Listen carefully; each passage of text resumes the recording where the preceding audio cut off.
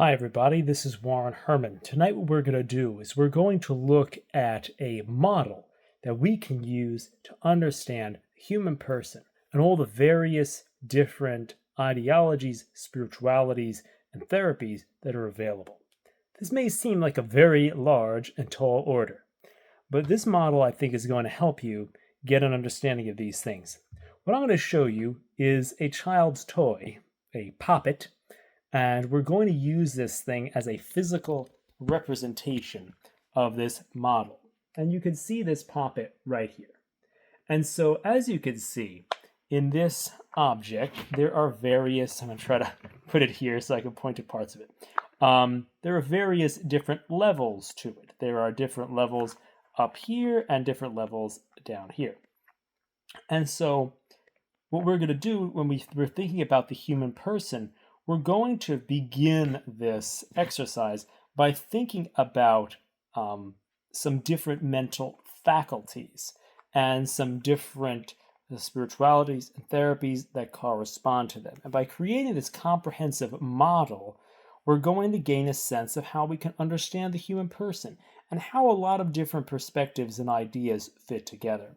So without any further ado, we're going to look at this. And of course, this is not the only way we can systematize these things. This is just one way. Primarily, this approach is derived from the teachings of Father Narciso Irala, who wrote a book called Achieving Peace of Heart. And when I was struggling to understand how can different therapies be practiced in harmony with the true understanding of the human person, I discovered this book, which really gave me a very clear picture of how this could be done. Of course, this video is not any form of therapy. It is merely education. So don't sue me for telling you these weird things. All right, but I think that this stuff will really help you. So here's how we should do this. So let's begin by understanding what mental faculties people have. So for example, people have an ability to be aware of things. That's a basic thing. So we're going to point to this row here as our awareness capacity. Then we have the ability to imagine things. We'll point to this row here, imagination. Then we have the ability to think about things. That's our intellect. Then we have a will that can choose things and decide things. And then we have a heart which can relate. And in this invisible dimension of ourselves, we have the spirit. So that's kind of not represented by one of the lines here. It's kind of off the chart a little bit. It would be better if we had more lines to the poppet, but the thing is, they did not make this object, especially to represent this model. So we have awareness, imagination, intellect, will, heart, spirit. Those are our faculties. And so if we think about this, I'm coming at this from a Catholic perspective. We can understand this to be, we can think about how these things fit in how different things fit in with the Catholic model of the person by using this chart. So here we go. So this first line, Father Narciso Irala talks about the method of conscious sensations. This is very similar to the mindfulness-based therapies, which in themselves can have some problematic philosophical assumptions and practices. But if we modify them, we use them in context with all these things. I've made other videos about this. We have to modify the use of awareness so we make sure we're doing it in a way that is open to and informed by the larger context of Catholic spirituality. But they would go here. The mindfulness therapies would go here in this row, so to speak.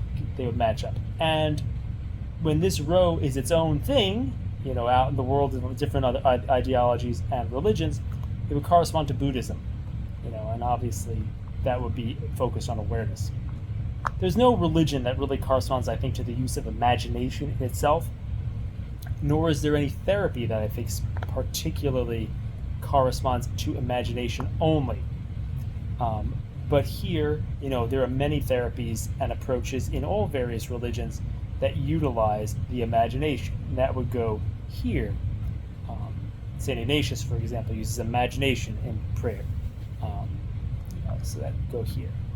Then we have the intellect. And this type of line here can represent things like, in modern days, the cognitive therapies, so changing our thoughts.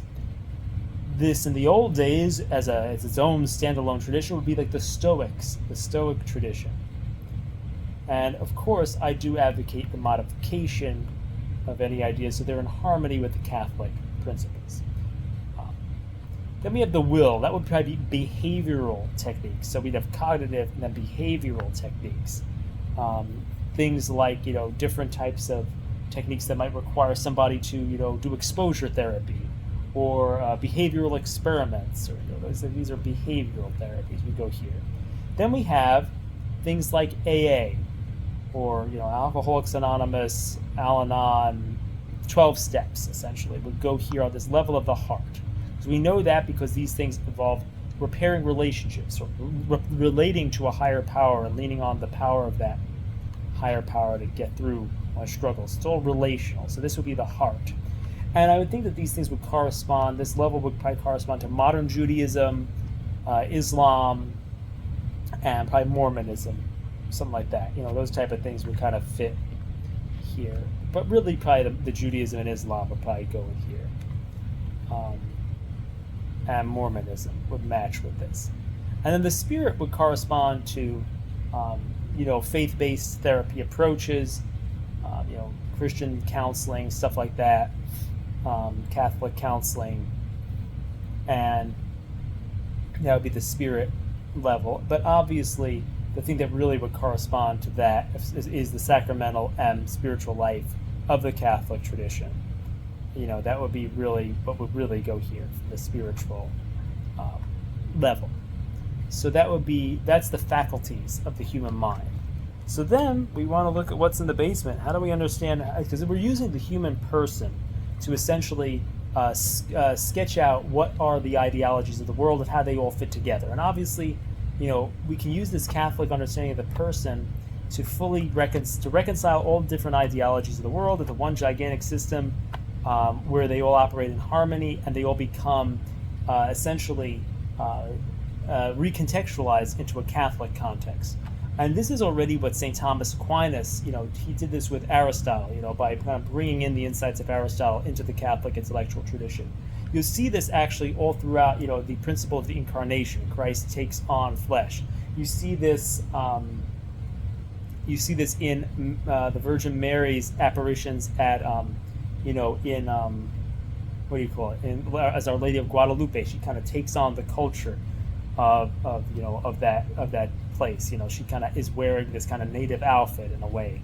So she takes on the culture. She takes on the things, and that's ultimately what this project is. This project is understanding how all the different ideologies of the world fit together, so they could be taken up into the Catholic tradition through the Catholic model of the person.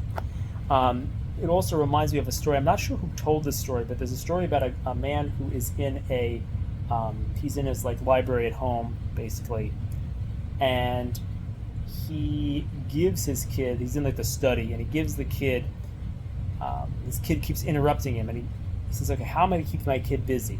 And he rips up this map from National Geographic and gives it to the kid. He's like, all right, when you put this all together, I'm gonna give you ice cream or something. And he sends the kid out of the room. He's like, okay, now I have at least an hour to do my work because it's gonna take a long time for him to do it. So 5 minutes later, the kid shows up. He's like, what is it? You couldn't possibly put that together. He's like, yep, I did. And he's like, how did you do it?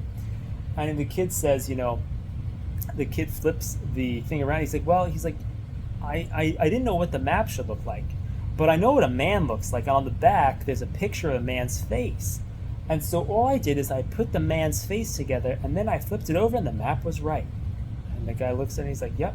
And that's basically what we're doing here. There's all these different ideologies, all these different spiritualities, all these different religions in the world. How can we know how they can go together? In the same way, we're going to use the picture of a man, the human person, the authentic anthropology, to organize all the different ideologies into one thing. Now, here's the thing. A lot of the therapies that we mentioned up here were what we would call practical therapies. They all involve doing something. They're not about analytical type things. They're not analyzing how a person functions. They're not looking at that. So what I think I'm going to do here is I'm going to break down motives. So down here we have, maybe this would probably be like the base level here would be Freud's understanding. Like, he had things like, basically people are motivated by pleasure, basically. He would have things, he talked about the instincts like Eros and Thanatos. You talk about these drives, so Freud would probably be here. Pleasure is what's driving people. Then, we have, we probably move up to this next level. Um, you know, on some level, because the corresponding thing would be imagination, I would almost be tempted to put Jung here with all of these things about symbols. But I think I would put him somewhere else on the chart. And he is a very interesting character anyway in his own right. And there's some problems in his ideologies, but I'm going to move him somewhere else. I think what we're going to say, though, so we start out with this pleasure thing. Then we move on to, theorists who talk about things like power and position, those type of things. We have pleasure, then power. And so this would be thinkers like, I believe it's Erickson that talks about this type of thing. So we kind of move on to this level of power. Then we're going to have things, so up here we're going to have, I think we're going to go on to then things like pleasure, then power.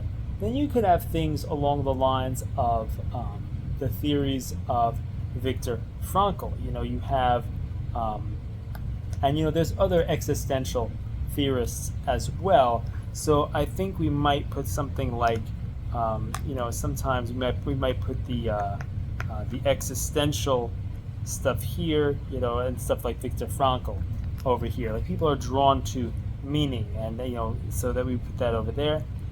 And then we could also say, we could also put Carl Jung somewhere down here. We could say people are trying to individuate.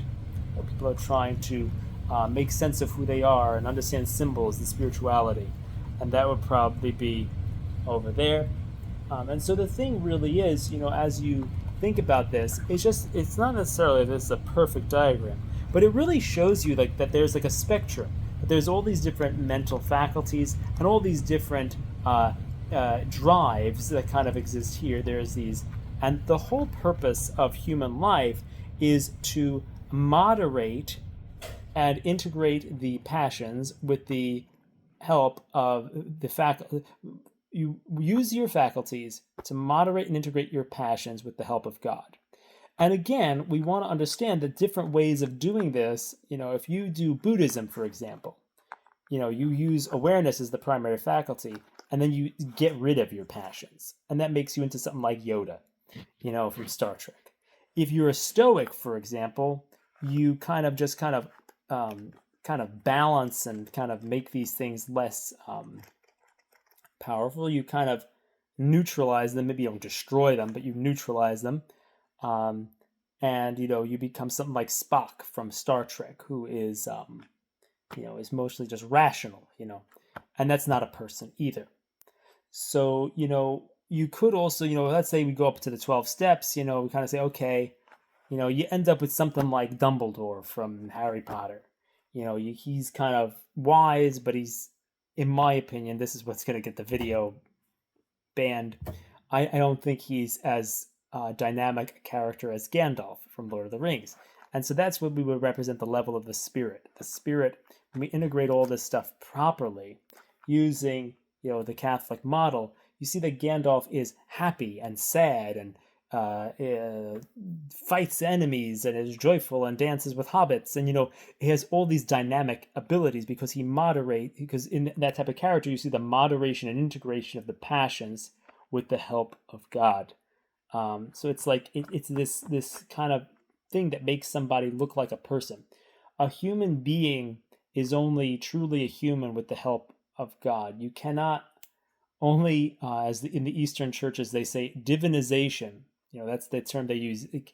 Becoming unified, becoming a partaker of the divine nature, is actually the only way that you can reveal what human nature looks like. So just like we talked about that image of the the man, on the back of the map.